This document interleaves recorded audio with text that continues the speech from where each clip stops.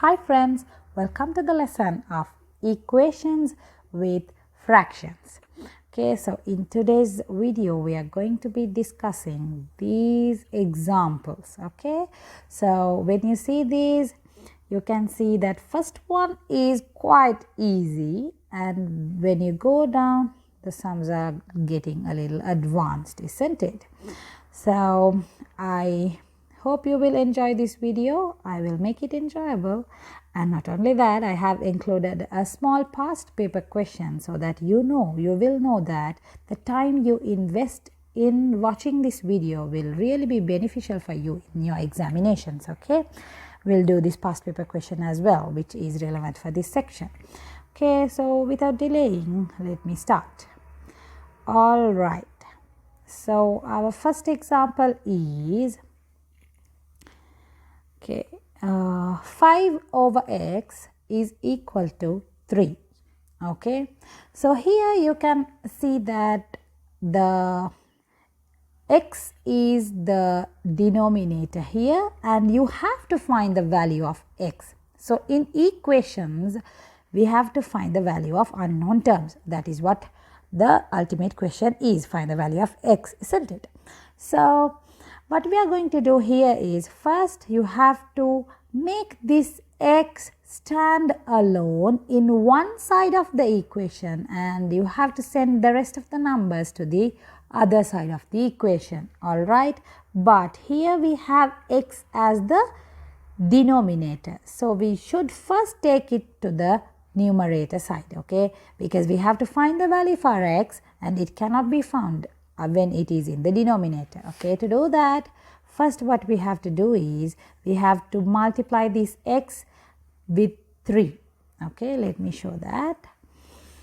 All right, so 5 is equal to 3 into x. All right, why is that? Let me explain you. Here this x has been divided. Okay, this x has been divided. So when you do an equation, you should always remember that this side must always be equal to this side. Okay, so whenever you do anything to this side, you should definitely do to the other side also. So I explained you that x is the denominator here, so you have to eliminate it from there. So in order to do that, you multiply this side by x. All right, so that this x can be cancelled off. So if you do that multiplication to this side of the equation, you should necessarily do it in the other side as well. Okay, so here you get rid of this x. So to get rid of this x, you multiply it. So the same thing has to be done in the other side as well. That's why we are multiplying it. So this is just for this is just for clarification, but you cannot be doing and thinking this much every time. So okay, so when you have x divided here, you should know that when you send it to the other side of the equation, you just multiply it. Okay, so the first example I'll explain you deeply, but the rest of the examples will be a little speeder than this. All right, so to eliminate this, we are going to send it to the other side by multiplying, and now we know that it is 5 is equal to 3x. All right, then x into one side and the numbers to the other side. So here the 3 is multiplied here. So to send it to the other side of the equation, you have to divide it. So x will be equal to 5 over 3, which is x is equal to 1 and 2 over 3. All right, let's go. I think you are clear with this example. Okay, all right. So now we'll go to the next example. Okay, so here we have an interesting sum. All right, here we have 2x, okay, and few numbers. So when you have 2x, what have you got to do? You should first, this is an addition, so you should first add all the x terms and take it to one side and send all the other numbers to the other side. All right? Okay, so let me explain you. See, when you get x plus x is equal to 4, what will you do? You will just add these two and you will say 2x is equal to 4. Okay, here also you should do the same, but it is a fraction. So addition of fractions, it's very easy. Okay, all right. Now we know that the denominators are different, 3 and 2. So we just can't add this x and this x together. Okay, we have to find the common denominator. What will be the common denominator? The common denominator is, come on, you can think it. Yes, the common denominator, what you thought is correct, is 6. Okay, so the first one, to make it 6, you multiply it by 2, so that you have to multiply the numerator also by 2. So you will get 2x.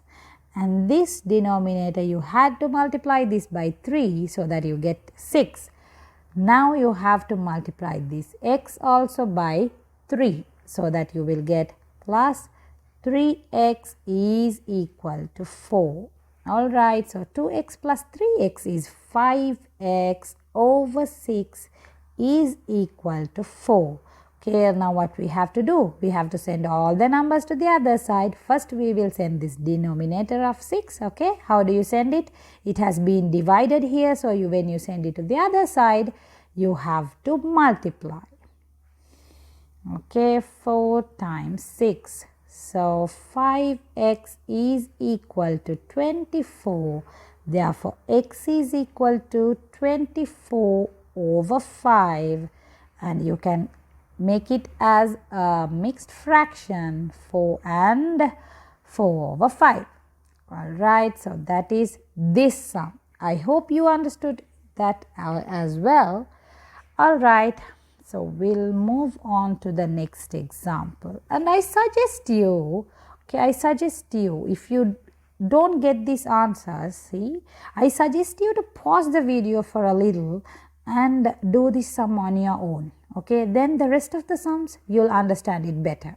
Okay, all right, we'll move on to the next sum. Okay, so here what is different here? We have 2x terms, but it is in the denominator and we have an equal here. All right, so we know that we have to take all the x to one side of the equation and all the numbers to the other side of the equation. Okay, so here it is in the denominator. Okay, just like the previous sum we did. Okay, when we had x in denominator, we should just take it up as numerator. Okay, so what we have to do here is we will take this one to numerator by multiplying it with the other side. Okay, we are going to send it to the other side of the equation by multiplying. So what happens? This will get cut off, and then we are going to send this to the other side of the multiplication, to the other side of the equation, so that this denominator will also be cancelled. All right, let me show you how you do that. Okay, so here we have 4 and we are sending it here, right? So that this, we have to eliminate this x from the denominator. That's why we are doing it. We call it as cross multiplication as 2, then is equal to, we are going to send this here. Okay, 7 times x plus 1. I hope this step is clear for you. Okay, we have to eliminate this x from the denominator so that we are cross multiplying it. All right, it is simple now. You know the steps of removing brackets. So 4 times 3x is 12x minus, when you have a negative, you should be very careful. All right, here you have a positive, so positive and negative gives you a negative. 4 times 2 is 8 and equals 7 times x is 7x plus 7. All right, now what is the next step? The next step is all x together and all numbers together. So 12x, you are getting this to this side, so minus 7x is equal to, you are sending this negative 8 to the other side, so 7 plus 8, so it's going to be 5 x is equal to 50. Alright, so the value of x is quite easy now. You have to send this 5 also to the other side. So it is 15 over 5, which means 3. Okay, how many 5s are there in 15? 3. So x is equal to 3. Alright, this is that. Alright, so we gave around 10 minutes in that. So now it's time for us to check our knowledge so that we will be able to do these questions in the past paper. So it's quite easy. Okay, so this is the question. I hope it's clear now. 1 minus x divided by 3 is equal to 5. Okay, so 1 minus x is equal to, we will send it to this side, 5 times 3. So 1 minus x is equal to 15, and you have to send this 1 to the other side. So negative x will be 15 minus 1. So negative x is 14. So x is equal to negative 14. Okay, you divide this by negative 1 so that the negative of this x will get eliminated and it will go to the other side. Alright. Okay, so we have only 2 more sums. Okay, it's quite different from the ones we did before. We have a fraction part and also a whole number. Okay, so first we have to make this x stand alone in this side. So for that we will send this 4 to the other side. So it is 5 over 3x is equal to minus 1 and minus 4. This is a plus here. So when you send it to the other side, it will be negative 4. Alright, so it is 5 over 3x is equal to negative 5. And we have to send this x to the other side, so it becomes the numerator. So it is 5 is equal to negative 5 into 3x. So 5 is equal to negative 15x. Now it's very easy. So you have to now